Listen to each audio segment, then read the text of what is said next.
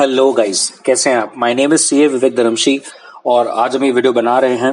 और ये जो वीडियो है ये है पार्टनरशिप एक्ट 1932 का पार्ट 10। यस, ये हमारा सेकेंड लास्ट पार्ट है पूरे पार्टनरशिप एक्ट की सीरीज में। हमने टोटल 11 पार्ट्स बनाए थे और अगर आपने पहले 9 पार्ट्स देखे हैं और आप अगर 10th पार्ट पे हैं तो कॉन्ग्रेचुलेशंस, आप बहुत दूर आ चुके हैं और एक ही पार्ट बचा है, पार्ट 11 इसके बाद। तो चलिए जल्दी से शुरू करते हैं पार्ट 10। हमने पार्ट 10 में क्या करना है, हम पार्ट 10 में सेक्शन 39 से लेकर सेक्शन 49 पूरा अच्छी तरह से देखने वाले हैं। पार्ट 10 में हम लोग डिसोल्यूशन ऑफ फर्म को कवर करेंगे। यस, डिसोल्यूशन ऑफ फर्म को हम लोग कवर करने वाले हैं। Very important it is. तो dissolution of firm, dissolution of partnership firm का जो पूरा टॉपिक है वो ऐसे तो सेक्शन 39 से लेकर 44 तक है, बट डिसोल्यूशन एंड इंसॉल्वेंसीज रिलेटेड जो प्रोविजंस हैं वो 45 से 49 जाते हैं। तो मैंने एक मोटा मोटी सेक्शन 39 से लेकर 49 पूरा इस पार्ट में कवर किया है। इसके बाद का जो रहेगा पार्ट 11 वो आखिरी पार्ट रहेगा जो रजिस्ट्रेशन ऑफ फर्म्स पे बात करेगा। और अगर आप अपनी फर्म को रजिस्टर ना करें तो क्या कॉन्सिक्वेंसेस आप पर आएंगे, वो सब है। तो चलिए जल्दी से शुरू करते हैं पार्ट 10 बिना कोई टाइम वेस्ट करें। नाउ सेक्शन 39 जो कि पहला सेक्शन है वो हमें डेफिनेशन देता है डिसोल्यूशन ऑफ फर्म के ऊपर। अब डिसोल्यूशन ऑफ फर्म का मतलब है dissolution between all the partners. मतलब अगर कोई कहता है कि डिसोल्यूशन ऑफ फर्म हुआ है, इसका मतलब है कि डिसोल्यूशन ऑफ, फोकस इधर वर्ड पे देना है, ऑल पार्टनर्स पर, ऑल पार्टनर्स पर। सर मतलब अगर आपका एक हाथ, समझ लीजिए 4 पार्टनर्स है और एक ही पार्टनर है जो रिटायर हो रहा है, तो आप उसे डिसोल्यूशन ऑफ फर्म नहीं कहेंगे, आप उसे कहेंगे डिसोल्यूशन ऑफ पार्टनरशिप। क्लियर हो रहा है आपको। ये देखिए मैंने यहां पर पार्टनरशिप और डिसोल्यूशन ऑफ फर्म का डिस्टिंग्विश भी आपके लिए रेडी रखा है, लेकिन इस डिस्टिंग्विश को पढ़ने से पहले आप में समझिए मैं क्या कह रहा हूं। अगर हम कह रहे हैं कि डिसोल्यूशन ऑफ फर्म है, इसका मतलब ऑल पार्टनर्स का डिसोल्यूशन है, तभी हम कहेंगे कि वो डिसोल्यूशन ऑफ फर्म है। लेकिन एक आधा पार्टनर एडमिट होता है, एक आधा पार्टनर रिटायर होता है, एक आधा पार्टनर की डेथ होती है, एक आधा पार्टनर एक्सपल होता है, तो फिर हम उसे डिसोल्यूशन ऑफ फर्म नहीं कहते, हम कहेंगे वो डिसोल्यूशन ऑफ पार्टनरशिप है। क्लियर है? पक्का? 2 मिनट तो इसका मतलब हम इस दोनों को समझने के लिए इसके डिस्टिंग्विश पर ध्यान दें। अगर आपका डिसोल्यूशन ऑफ फर्म है, इसका मतलब आपका पूरा बिजनेस का डिसकंटिन्यूएशन है। जिस फर्म पर आप बिजनेस कर रहे थे अब वो बिजनेस नहीं रहा, खत्म हो गया, आपकी फर्म जो है इज डेड। लेकिन अगर वो डिसोल्यूशन ऑफ पार्टनरशिप है तो वो आपके बिजनेस को धक्का नहीं देता। मैंने अभी आपको कहा पार्टनरशिप का डिसोल्यूशन मतलब क्या, एक आधा कोई नया पार्टनर आया है, बताइए नए पार्टनर आने से क्या बिजनेस बंद होता है क्या? नहीं। एक आधा पार्टनर रिटायर हो गया, क्या एक पार्टनर के रिटायर होने से बिजनेस बंद होता है क्या? नहीं।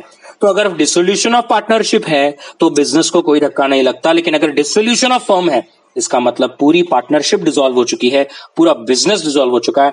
आप देख सकते हैं अगर डिसोल्यूशन ऑफ फर्म है तो it's a complete wind up, all the assets are realized and the liabilities are settled। लेकिन अगर वो डिसोल्यूशन ऑफ पार्टनरशिप है तो हम असेट्स को बेचते नहीं है, लाइबिलिटीज को चुकाते नहीं है, सिर्फ और सिर्फ असेट्स और लाइबिलिटीज का रीवैल्यूएशन होता है। यस, आपने अकाउंट्स में कभी ना कभी 11th में, 12th में, आपके फाउंडेशन लेवल पर अगर पार्टनरशिप अकाउंट्स में सॉल्व किया है तो आपको मालूम है कि जब कभी भी एडमिशन होता है, रिटायरमेंट होता है, डेथ होता है, हम हमारे सब असेट्स और लाइबिलिटीज का रीवैल्यूएशन करते हैं। यस, लेकिन अगर वो डिसोल्यूशन है तो हम रीवैल्यूएशन नहीं करते, हम करते हैं रियलाइजेशन। और रियलाइजेशन का मतलब है सब बेच के अब मोकला होना। क्लियर है? Sure about this? Dissolution court के ऑर्डर के द्वारा हो सकता है, पार्टनरशिप का डिसोल्यूशन का कोर्ट के साथ कोई लेना देना नहीं है। डिसोल्यूशन का अगर हम स्कोप बात करें तो वो कहता है it involves dissolution of partnership. Guys common sense ना, डिसोल्यूशन ऑफ फर्म हुआ इसका मतलब पार्टनरशिप का डिसोल्यूशन हुआ ही, लेकिन ऐसा नहीं है कि डिसोल्यूशन ऑफ पार्टनरशिप हुआ इसका मतलब डिसोल्यूशन ऑफ फर्म हुआ। और लास्ट पॉइंट, अगर फर्म का डिसोल्यूशन है इसका मतलब फाइनल क्लोजर है आपके बिजनेस का, आपके बिजनेस की बुक्स ऑफ अकाउंट्स अब बंद होगी। लेकिन अगर वो डिसोल्यूशन ऑफ पार्टनरशिप है तो आपके बुक्स ऑफ अकाउंट्स के बंद नहीं होते, बिकॉज अगर आपका बिजनेस ही बंद नहीं हुआ तो बुक्स ऑफ अकाउंट्स कैसे बंद होंगे। Sure about this? पक्का एवरीबडी? क्या यहां तक पूरा अच्छी तरह से क्लियर है एवरीबडी? अब अगर आप यहां पर अब डिसोल्यूशन ऑफ फर्म पर फोकस करेंगे, जिसका सेक्शन 39 में हमने पहले ही डेफिनेशन देखा है कि dissolution of all partners is dissolution of firm which is an end of the business, end of the partnership firm. तो उसमें दो तरीके हैं, एक without the order of court, मतलब अब वॉलेंटरी भी जो है बिजनेस बंद हो सकता है, आप खुद ही डिसाइड कर लें कि आपको बिजनेस बंद करना है, या तो फिर by the order of court. Court कुछ सर्कमस्टांसेस में आपको ऑर्डर दे सकता है कि आप अपने बिजनेस को बंद करिए। तो ये चार्ट को अपने बुक्स में एकदम अच्छी तरह से बना लेना है, एकदम अच्छी तरह से, कोई दिक्कत नहीं होनी चाहिए। ये यहां पर सेक्शन 40 है, तो section 40 to 43 is without the order of court, 40, 41, 42, 43। और अगर कोर्ट के ऑर्डर से है तो उसमें सिर्फ एक ही सेक्शन है 44 जिसमें ये सारे पॉइंट्स को कवर किया जाता है। Sure about this? तो चलिए एक एक पॉइंट को समझें। सबसे पहले हम शुरू करेंगे without the order of court, मतलब कोर्ट के ऑर्डर के बिना भी क्या डिसॉल्व हो सकता है, और अगर हो सकता है तो ऐसे कौन से सर्कमस्टांसेस हैं, ऐसे कौन से तरीके हैं, ऐसी कौन सी प्रोसेस है जिससे हम फर्म को डिसॉल्व कर सकते हैं। तो सबसे पहला very important is by basic mutual agreement. Yes, सबने मिलकर डिसाइड कर लिया कि चलिए अब हम फर्म को डिसॉल्व करते हैं। There was a consent of all the partners कि हम फर्म को डिसॉल्व करते हैं, हमारे बीच में जो कॉन्ट्रैक्ट है let us end it. Rule कहता है section 40 gives the right to the partners to dissolve the partnership by agreement, but obviously with the consent of all the partners और whatever is decided between the contract between the partners, between contract which was already made. तो जब partnership बना था, तब जो contract बना था उस कॉन्ट्रैक्ट में भी आपने कुछ लिखा होगा कि डिसोल्यूशन कैसे होगा। और समझ लीजिए उस कॉन्ट्रैक्ट में डिसोल्यूशन के बारे में अगर कुछ मेंशन नहीं है, तो जैसे यहां पर रूल कहता है आप डिसॉल्व कर सकते हैं सब्जेक्ट टू सब पार्टनर्स की कंसेंट हो। Clear? Sure about this everybody? Section 41 क्या कहता है? सेक्शन 41 कहता है कंपल्सरी डिसोल्यूशन। अब कंपल्सरी डिसोल्यूशन कब हो सकता है? ध्यान से देखिए, कंपल्सरी डिसोल्यूशन हो सकता है by the happening of an event which makes the business unlawful. ऐसा कुछ जो आपके बिजनेस को अनलॉफुल बनाता है। हो सकता है the business was carried on और for the partners to carry on its partnership. लेकिन अगर समझ लीजिए आपके बिजनेस में एक से ज्यादा बिजनेस होते हैं, तो रूल कहता है जो इलीगल हो चुका है वो आप डिसॉल्व कर देंगे, और जो लॉफुल है आप उसका अभी भी कंटिन्यू कर सकते हैं। क्लियर? Sure about this? अब आप कहोगे सर ऐसे कैसे कोई बिजनेस अनलॉफुल हो सकता है? थोड़ा सा देखिए, फॉर एग्जाम्पल आप एनिमल स्किन से बने रेडीमेड गारमेंट्स में ट्रेड करते थे, ठीक है, जो कि बहुत गलत बात है, बट एनिमल स्किन से बने रेडीमेड गारमेंट्स का बेचने का आपका बिजनेस था, और इसके रिलेटेड कोई रूल्स नहीं थे, तो आपके रिलेटेड इसकी पार्टनरशिप फर्म थी और आप बिजनेस कर रहे थे। अब अचानक से गवर्नमेंट ने एक लॉ पास कर दिया कि एनिमल स्किन से बने रेडीमेड गारमेंट्स पर बैन है, और ऐसे कोई भी एनिमल स्किन में कोई ट्रेड करता है या उससे बनने वाले रेडीमेड गारमेंट्स पर अगर ट्रेड करता है तो आप पर सजा है। ऐसे सब बिजनेस अब अनलॉफुल हो जाएंगे।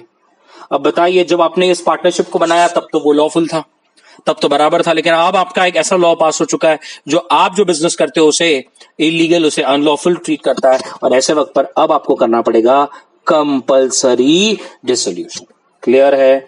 तो सेक्शन 40 में क्या था, वॉलेंटरी डिसोल्यूशन था, जहां पर सब मिलकर सोचते हैं कि चलिए बिजनेस को बंद करते हैं। और सेक्शन 41 कहता है कंपल्सरी डिसोल्यूशन, जहां पर आपने तो नहीं सोचा लेकिन ऐसा कुछ हो गया जो आपका बिजनेस ही अनलॉफुल हो गया और अब आपको अपने बिजनेस को बंद करना पड़ रहा है। Sure about this. सेक्शन 42 कहता है कोई कंटिजेंसी हो गई, कुछ ऐसा हो गया जो आपके हाथ में नहीं है। अब वो ऐसा क्या हो सकता है, तो यहां पर 4 रीजन दिए हैं। फर्स्ट, आपने एक फिक्स टर्म के लिए बिजनेस किया था, बिजनेस पार्टनरशिप बनाई थी और आज वो टर्म जो है एक्सपायर हो रहा है। यस, आपने सोचा था कि हम ये जो पार्टनरशिप फर्म है ये 5 साल तक चलाएंगे और आपका बिजनेस का आज 5 साल खत्म हो चुका है। बताइए, अब आपका बिजनेस डिसॉल्व हो जाएगा। रूल कहता है हो सकता है वो पीरियड ना हो सकता है आपने कहा था कि आप कोई एडवेंचर, कोई पर्पस के लिए, मैंने आपको पीछे पार्ट में एग्जांपल दिया था कि एक बिल्डर्स ने एक प्रोजेक्ट बनाने के लिए पार्टनरशिप बनाई थी और उन्होंने कहा था कि ये प्रोजेक्ट को जितने भी साल लगते हैं, एक रेसिडेंशियल रियल एस्टेट प्रोजेक्ट था, अगर ये प्रोजेक्ट बन जाता है तब तक हमारी पार्टनरशिप फर्म रहेगी। अब आज वो रेसिडेंशियल प्रोजेक्ट बन चुका है, बताइए आपकी फर्म क्या हो जाएगी, डिसॉल्व हो जाएगी। तो थर्ड रीजन है अगर एक आधे पार्टनर की डेथ हो जाती है, और फोर्थ है एक आधा पार्टनर का इंसॉल्वेंट हो जाता है और उसका एजुडिकेशन ऑर्डर पास हो जाता है, तो भी आपकी फर्म डिसॉल्व हो जाएगी। हालांकि मैं आपको एक क्लियर कर दूं, यहां पर आप देख सकते हैं सबसे इंपॉर्टेंट जो एक चीज यहां पर देखनी है, subject to contract between partners. यहां पर ये इसको समझना जरूरी है क्योंकि काफी स्टूडेंट्स को ऐसा लगता है कि अगर ये चारों हो गया तो मेरी फर्म डिसॉल्व हो जाएगी। नहीं, ये चारों को आपको इस कॉन्टेक्स्ट में पढ़ना है। इसका मतलब ये कहता है अगर ये चारों हो जाता है और रिमेनिंग पार्टनर्स ये डिसाइड करते हैं कि नहीं हम तो बिजनेस कंटिन्यू करेंगे गाइस, तो दे कैन कंटिन्यू। आपका बिजनेस बंद नहीं होगा, आपका बिजनेस डिसॉल्व नहीं होगा। याद रखें, सब्जेक्ट टू रिमेनिंग पार्टनर्स कहते हैं कि हम बिजनेस को कंटिन्यू करेंगे। इसका मतलब है कि अगर फिक्स टर्म खत्म हो जाती है और अगर बाकी के पार्टनर्स कहते हैं कि नहीं हम आगे और करेंगे कंटिन्यू, तो आप कर सकते हो।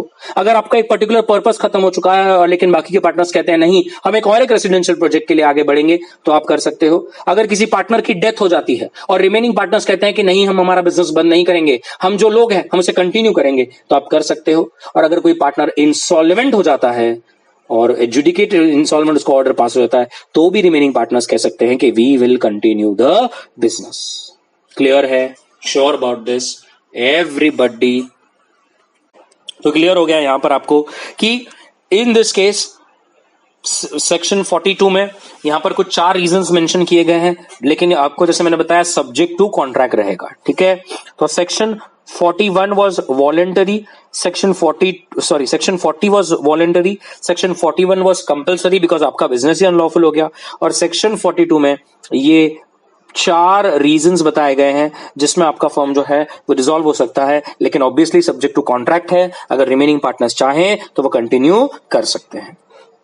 Section 43 obviously dissolution when there is a partnership at will, और आपको ये पार्टनरशिप एट विल जो मैंने आपको से पार्ट 3 में सिखा दिया था, अगर ये पार्टनरशिप एट विल है और अगर एक आधे पार्टनर को डिसॉल्व करना है तो वो बाकी पार्टनर्स को राइटिंग में नोटिस में दे सकता है कि I intend to dissolve the firm, और अगर वो ऐसा कर दे तो फिर आपकी फर्म डिसॉल्व हो जाएगी। रूल कहता है अगर वो नोटिस देता है और उसमें डेट मेंशन्ड है तो firm is dissolve from the date mention in the notice, और अगर कोई डेट मेंशन नहीं है तो जब से आपने कम्युनिकेशन किया तब से आपकी फर्म डिसॉल्व हो जाएगी। मतलब अगर मैं इसको एकदम शॉर्ट में बनाऊं, अगर ये पार्टनरशिप एट विल है और आपको डिसॉल्व करना है तो any partner can give notice. Yes, any partner can give notice. Now there can be 2 things.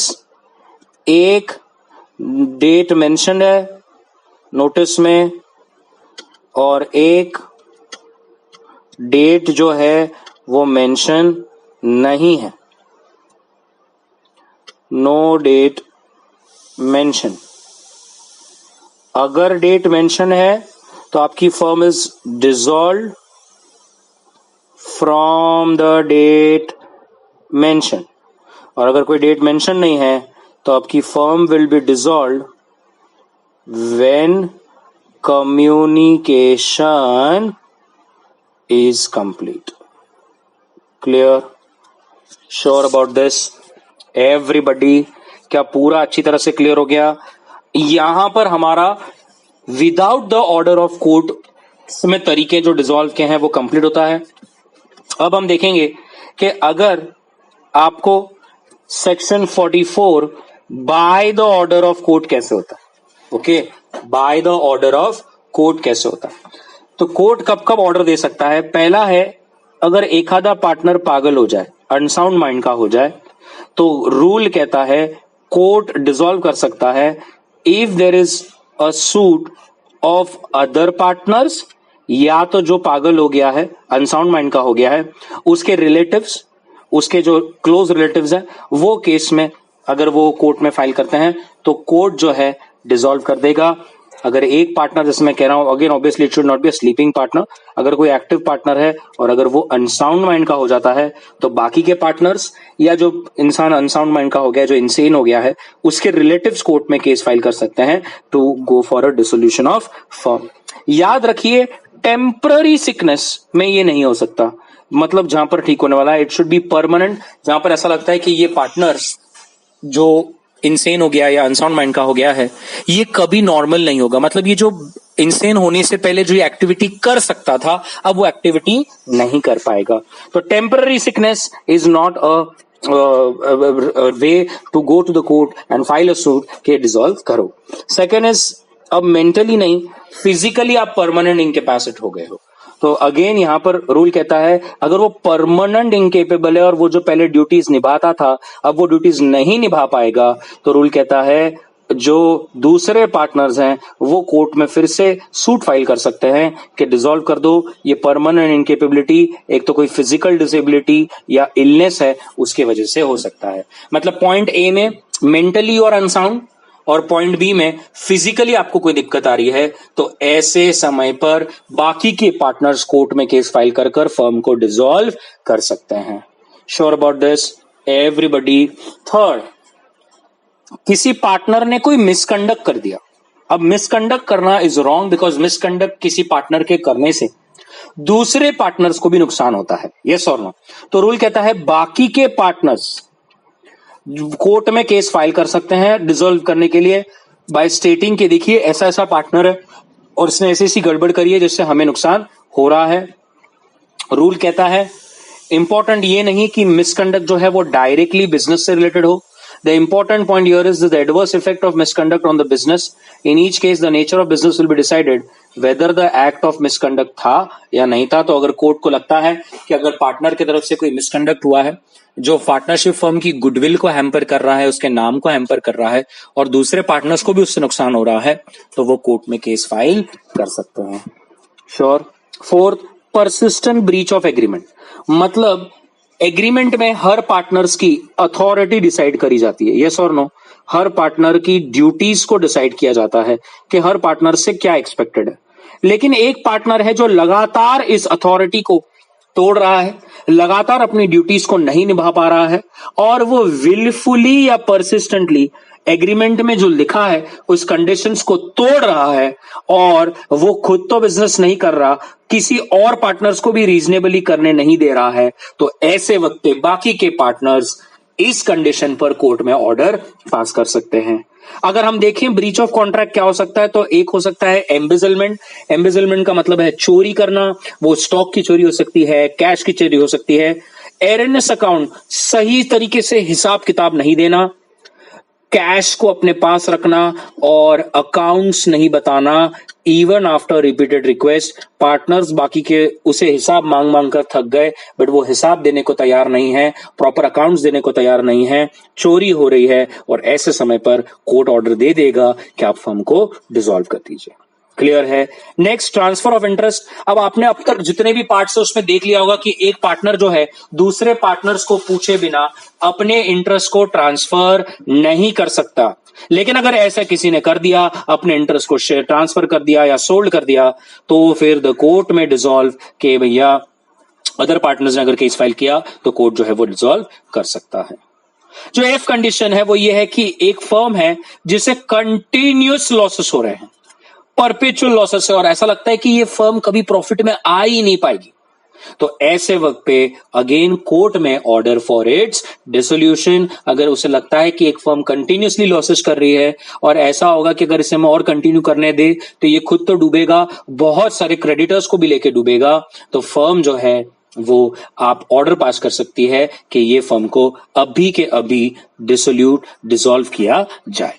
Sure about this. और लास्ट एक है जस्ट एंड इक्विटेबल ग्राउंड्स। अब ये जस्ट एंड इक्विटेबल ग्राउंड्स का जैसा मतलब कहते हैं कि रिश्ता खट्टा हो जाना। अब ये रिश्ता खट्टा हो जाना मतलब क्या गाइस, हम चलने के लिए साथ चल रहे हैं लेकिन अब इंटरेस्ट नहीं रहा। हम जिस दिन हमने पार्टनरशिप फर्म बनाई थी, हम जिस मोटिव से बनाया था, आज वो सबका मोटिव अलग है। जैसे हम कहते हैं ना, फ्रेंड्स तो नहीं रहना लेकिन हम जबरदस्ती स्माइल कर रहे हैं। तो रूल कहता है जब कोर्ट ऐसा कंसिडर करता है कि जस्ट और इक्विटेबल ग्राउंड्स है, वो डिसॉल्व कर देगा। वो कब होता है, जब डेडलॉक है मैनेजमेंट में, कोई एक दूसरे की सुनने को तैयार नहीं है, या अदर कोई किसी को एडवाइस देने को तैयार नहीं है, partners are not in talking terms, कोई किसी से बात नहीं कर रहा, जिसके मन में जो आ रहा है वो वैसा बिहेव कर रहा है। Loss of substratum. Loss of substratum मतलब जो मोटिव, जो इंटेंशन, जो ऑब्जेक्टिव, जो गोल के साथ ये पार्टनरशिप फर्म बनाई गई थी, आज वो गोल ही मिसिंग है, आज वो ऑब्जेक्टिव ही मिसिंग है। आज जो लोग सोच रहे थे कि हम ये अचीव करेंगे, वो अचीव करेंगे, आज वो सबस्ट्रैटम जो बोलते हैं ना, जो क्रक्स होता है जिसके लिए बिजनेस बनाया गया था, जो एम रखकर बनाया गया था, आज वो ही गायब दिख रहा है। या तो फिर कोई एक आधा पार्टनर गैम्बलिंग पर आ चुका है, स्टॉक मार्केट पे शेयर्स पर जुआ खेल रहा है और उससे दूसरे पार्टनर्स को भी नुकसान अगर हो रहा हो, तो ऐसे जस्ट एंड इक्विटेबल ग्राउंड्स पर भी कोर्ट डिसोल्यूशन या डिसॉल्व का ऑर्डर पास कर देगा। क्लियर है? तो यहां पर आपका डिसोल्यूशन का जो मेन पॉइंट है, सेक्शन 39 से लेकर 44 कंप्लीट होता है। अब 45 से 49 डिसोल्यूशन इंसॉल्वेंसी रिलेटेड कुछ कॉमन पॉइंट्स को देखेंगे। तो सबसे पहला रूल कहता है, सेक्शन 45 कहता है क्या होगा about the liabilities of partners after dissolution. Dissolution के बाद पार्टनर्स की लाइबिलिटी का क्या। तो ध्यान से देखिए, रूल कहता है the partners will continue to be liable to the third parties for any act done by them which would be an act of firm if done before the dissolution until public notice of dissolution is given। मतलब आप जब तक public notice नहीं दे देते, before dissolution, आपने जितनी भी liabilities इंकर करी है उसके लिए तो आप लाइबल रहेंगे ही। डिसोल्यूशन हो गया इसका मतलब ये नहीं कि आप सब लाइबिलिटीज से मुक्त हो गए, आप अभी भी लाइबल रहेंगे। लेकिन हमने पीछे के पार्ट में देखा है, आपको एक एक्सेप्शन दिया गया है, डेथ में पब्लिक नोटिस या इंसॉल्वेंसी में पब्लिक नोटिस देने की जरूरत नहीं है। हाँ, रिटायर अगर हो तो उसे पब्लिक नोटिस देनी पड़ेगी। Sure about this everybody? पक्का? तो यहां पर इन्होंने एक्सेप्शंस में एक साथ पूरा लिख दिया है कि देयर आर सम एक्सेप्शंस जहां पर नोटिस देने की जरूरत नहीं है, और नोटिस ना भी दो तो आपकी लाइबिलिटी नहीं रहेगी। वो है जो पार्टनर की डेथ हो गई है, इंसॉल्वेंट हो गया है, या डोरमेंट पार्टनर जिसे हम कहते हैं स्लीपिंग पार्टनर। ये हमने हमारे पार्ट 3 पार्ट 4 में भी देखा था कि स्लीपिंग पार्टनर जब रिटायर होता है तो उसको कोई नोटिस देने की जरूरत नहीं, क्योंकि वैसे भी वो कभी active day to day management में पार्ट नहीं लेता था। तो सेक्शन 45 से इतना ही कहता है कि अगर आपने नोटिस नहीं दी तो डिसोल्यूशन होने के बावजूद आप लाइबल रहेंगे। सो इट इज बेटर कि आप सबको पब्लिक नोटिस दे दें। सेक्शन 46 क्या कहता है? सेक्शन 46 कहता है what are the rights of partner to have business wound up after dissolution.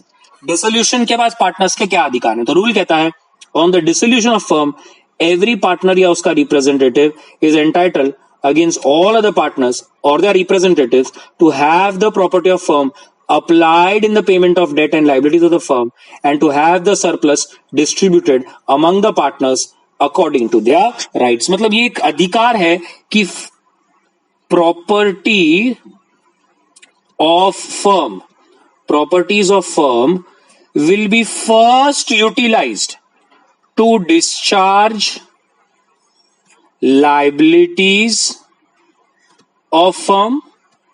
पहले प्रॉपर्टीज जो है पार्टनरशिप फर्म की, उससे फर्म की लाइबिलिटीज को डिस्चार्ज किया जाए, और उसके बाद अगर सरप्लस कुछ है, surplus if any, then it will be distributed among partners. Sure about this? तो obviously this is a right with every partner if there is a dissolution, कि पहले आप प्रॉपर्टीज को लाइबिलिटीज के सामने अप्लाई कीजिए और उसके बाद अगर कुछ बचता है तो पार्टनर्स में बटेगा।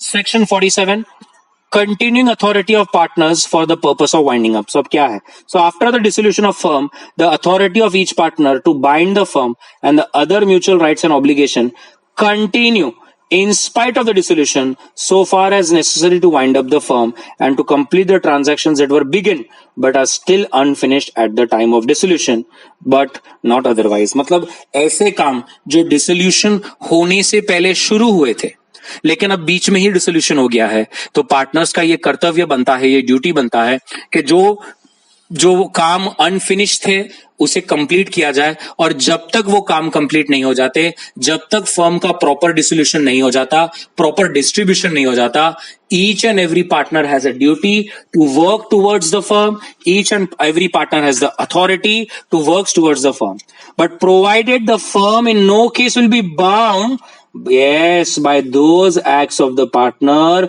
who is insolvent. ये तो हमने पहले भी देखा है, पहले पार्ट में भी देखा है कि जो पार्टनर इंसॉल्वेंट होता है उसके एक्ट के लिए फर्म लायबल नहीं होता, और फर्म की कोई एक्ट के लिए वो इंसॉल्वेंट पार्टनर लायबल नहीं होता। ये मेरे को याद नहीं है, शायद मैंने पार्ट 9 या पार्ट 8 में आपको समझाया था। But this provision does not affect the liability of any person who after the adjudication represented himself और knowingly permitted himself to be represented as a partner of the insolvent. Yes, obviously उसको कोई दिक्कत नहीं होता। जैसे partner of estoppel या holding out के बारे में बता रहा है, तो बस इतना याद रखना है कि partners continue with the authority for the purpose of winding up till the time all the unfinished work is not completed. And remember, but partnership firm will not be liable for those partners who are adjudicated insolvent. Sure about this? Section 48 कहता है अब जबकि dissolve हो गया है तो सब accounts को सेटल कर लो। अब सेटलिंग में क्या होगा? पहले तो सब्जेक्ट टू एग्रीमेंट्स क्या क्या होना चाहिए? पहला, losses including deficiency of capital shall be paid first out of profits, next out of capital, और अगर नेसेसरी लगा तो फिर पार्टनर्स जो है वो अपने घर से लाएंगे। ओके, तो लॉसेस हैं, पहले प्रॉफिट से सेटल कीजिए, वो नहीं होता तो कैपिटल से काटिए, और फिर अगर नहीं बचता तो ऑब्वियसली पार्टनर्स को इंडिविजुअली अपने रेशो में बेयर करना पड़ेगा। The assets of the firm, including any sums that are contributed by the partners to make up the deficiency, should be applied in the following manner. मतलब जो नीचे sequence दिया है उसी सीक्वेंस में आपको फॉलो करना है। पहला, फर्म के डेट्स को चुकाया जाएगा, जो थर्ड पार्टीज हैं उनके कर्ज को चुकाया जाएगा। Second, it will be paid to the partner what is due to him from other than capital, मतलब अगर पार्टनर ने कोई लोन वगैरह दिया है तो उसको पहले चुकाया जाएगा। थर्ड, फिर पार्टनर्स को दिया जाएगा उनके कैपिटल का पैसा, और फोर्थ, अगर कुछ बच गया तो फिर सब पार्टनर्स को प्रोपोर्शनेटली उनके रेशो में मिलेगा। तो याद रखना है रेशो क्या है?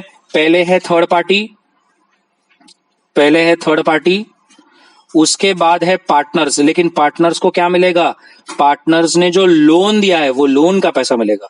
थर्ड क्या मिलेगा?